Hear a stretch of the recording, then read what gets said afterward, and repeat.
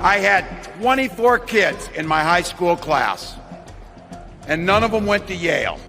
I'm old enough to remember when the notion of a kid who didn't come from money and wasn't part of a legacy family getting into an Ivy League school was an accomplishment to be celebrated. In the America Field Marshal Walz envisions, it's an object of derision. The Ivy League does not have the prestige it once enjoyed. Frankly, William F. Buckley had it sussed out pretty well in his book, God and Man at Yale, which was published in 1951. I doubt Walz read it. But of course, Walz is not being critical of what Yale is today, and has been for some time, a totalitarian re-education camp that incubates anti-Semitism and all sorts of other pathologies. Instead, Yale is used as a proxy for East Coast elitism that putatively stands in stark contrast to the Midwest everyman. Walz is happy to put on his costume and prance around stage as the new Bolsheviks' latest mascot, while the Ivy League-educated Barack Obama spins yarns about the flannel shirts in Walz's closet.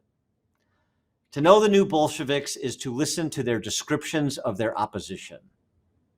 Building on this revealing line of attack, Ohio Representative Joyce Beatty added the Silicon Valley piece.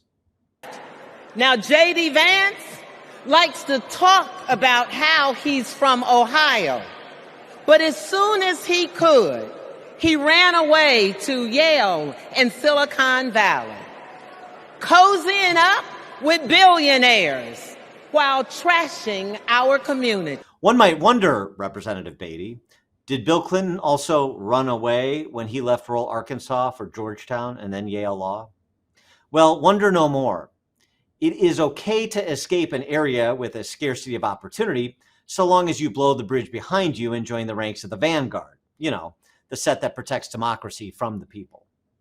You'll find them in places like the Ivy League, Silicon Valley, Congress, and anywhere else that presents the chance to lord over others. However, the hypocrisy is the least offensive aspect of this ridicule. The message is you have two options. If you are poor, stay put. They have a program for you and it comes with a lifetime guarantee. All you have to do is sign away your individual agency. Alternatively, if you do get out of a place like Appalachia, you overcame what most do not and cannot because you are smarter, stronger, better. Welcome to the vanguard. These competing ideologies, where one is either a ward of the state or a messiah, have two common characteristics: force and entitlement. The vanguard is entitled to take what it wants from whom it wants, and the wards are entitled to what they've been promised. This is a philosophy that subjects the entirety of civil society to the state. Another illustration of what I'm describing comes from something my friend Bob Woodson reminded me recently.